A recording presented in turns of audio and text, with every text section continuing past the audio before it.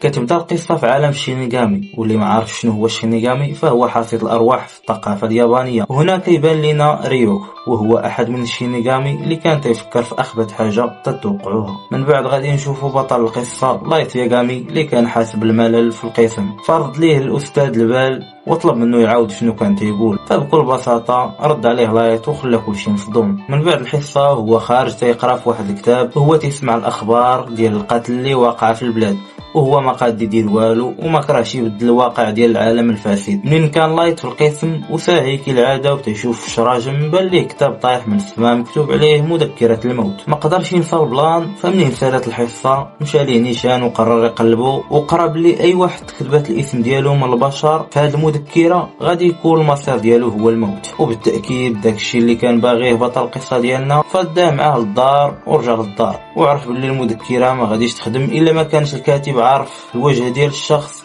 اللي غادي يكتب في العقل ديالو، كذلك الاشخاص اللي عندهم نفس الاسماء. ومنين يكتب سبب الموت خلال 40 ثانيه غادي يموت صاحب الاسم بنفس الطريقه اللي تذكر بها، والا ما تحددش سبب الموت غادي تموت الضحيه بفعل نوبه قلبيه. في حاله تحدد سبب الموت غادي تزاد 6 دقائق و40 ثانيه اخرى باش تكتب المزيد من التفاصيل. لايت هنا ما طاقش، فقرر يجرب على واحد المجرم قاتل تذكرات اسمه وعمره وحتى صورته في الاخبار، حيث كان هذا المجرم محتاج مجموعه من الاطفال ومعلمين، فكتب سميتو فقط. هادشي اللي تيعني باللي غادي يموت بسكته قلبيه منين تسالي 40 ثانيه. فبدا تيتفنى شنو غادي يطرا وتيحسب في الثواني، فتصدم اللي شافوا اطفال اللي كانوا محتجزين خارجين وهاربين من المجرم. فالبوليس دخلوا بسرعه ولقاو المجرم مقتول، وسبب الموت اكيد هو سكته قلبيه. فهنا ما صدقش اللي شافوا واعتبر هذا الشيء صدفه فقط. فبدا تعيط له الام ديالو باش يمشي للسويع ديال الليل، فجمع الكتوبه ديالو ودا معاه المذكره وتتمنى انها حقيقه، وقرر يعاود يجربها على المجرمين سيئين السمعه اللي داروا بزاف ديال الاعمال البشعه. وهو في القسم شاف شي وحدين تيحضروا على واحد الولد وداو ليه فلوس وفحقد عليهم كاملين وعلى اي واحد بحالهم، واعتبرهم ما عندهمش لاش يعيشوا. وهو في طريقه بانت ليه واحد البنت غاده في الطريق وشي هرقاوه بغاو يتصلوا عليها وبغاو يتحرشوا بها، فواحد الهرقاوي منهم بسل بزاف وعلى نيته قدم راسو للبنت وقال لها سميتو وكنيتو وما عرفش باللي راجل مو وسمعوا. ومنين تخطى الحدود قرر لايت انه يكتب سميتو في المذكره مع سبب الموت، ومع كتب الاسم ديالو ضربوا احسن كاميو صيفطوا العالم الموتى. فهنا لايت ما قدرش يصدق اللي شاف وتاكد اخيرا باللي المذكره حقيقيه. وهنا غادي يمشي بينا المشهد عند ريوك في عالم الشينيغامي، حيت داكشي اللي كان باغي هو اللي وقع. فتحمس ريوك ومشى نيشان عند لايت، وهنا غادي نشوفوا لايت وهو راجع للدار وتلقات ليه مو وطلبات ليه النقاط ديال الامتحانات اللي كان تيدوز،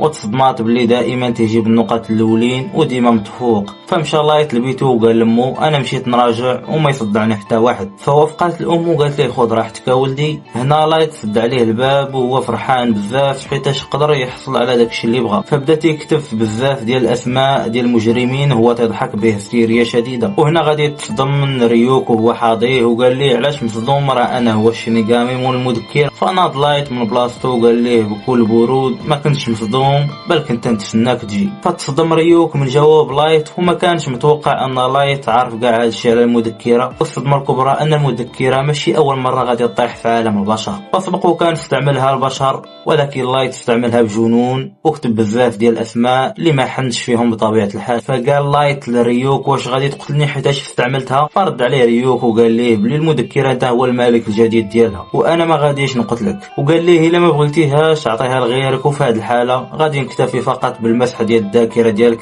فقط. فرض عليه لايت اذا ما يتوجبش عليا نقدم حتى حاجه مقابل استعمال هذه المذكره. فصدمو ريوك وقال ليه منين غادي تكون النهايه ديالك؟ غادي يكون الزاميا عليا انني نكتب سميتك في المذكره ديال الموت ديالي، وما تظنش باللي اي واحد استعمل المذكره من البشر غادي يمشي للجنه ولا الجحيم. فخلاه مصدوم بهذه الهضره وغادي تجي مو تدق عليه باش تفكو من هذه الصدمه.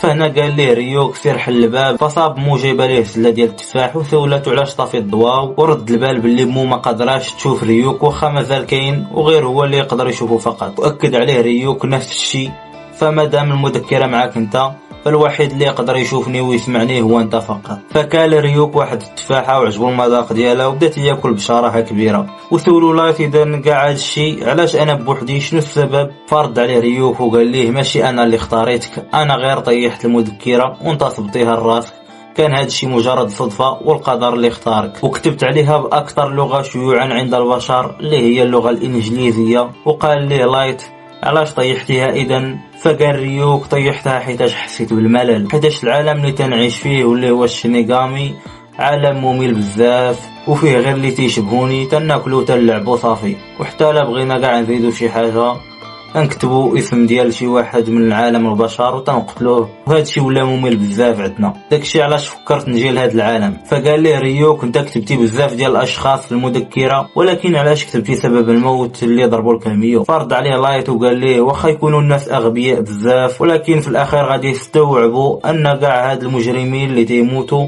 وراهم شخص ما وهو السبب في الموت ديالهم، وكون على يقين باللي غادي نعرف العالم كامل باللي كاين اللي غادي ينفذ الحكم العادل. فتصدم ريوك وقال لي شنو الهدف من الحكم العادل؟ فجاوبوا لايت حيت انا تنحس بالملل. فكانت فلسفة لايت في الحياة باختصار هو أن العالم كامل فاسد والفاسدين لا يستحقون إلا الموت، وأنه خاص شي واحد يضحي بحياته وروحه باش يخلص العالم من هذا الفساد، وأنه الوحيد اللي يقدر يخلص هذا العالم من العشوائية ديالو. فقرر يكرس حياته لقتل كل مجرم باستخدام المذكرة باش يغير من العالم، واحد من ورا الاخر واحد من الاخر، كل شيء طيح بالطايم. اي مجرم اي سفاح تكتبت سميتو فالمصير ديالو هو البرزخ المفقود. هنا ريوك تحمس حيتاش صاب هذا المجنون وقال البشر حقا مخلوقات ممتعة. كان هذا هو التلخيص ديال هذه الحلقة الأولى من أنمي ديت نوت. إلا عجبكم ما تنسوش تقولوا لي في التعاليق باش نكمل من هذه السلسلة. خليت لكم الراحة.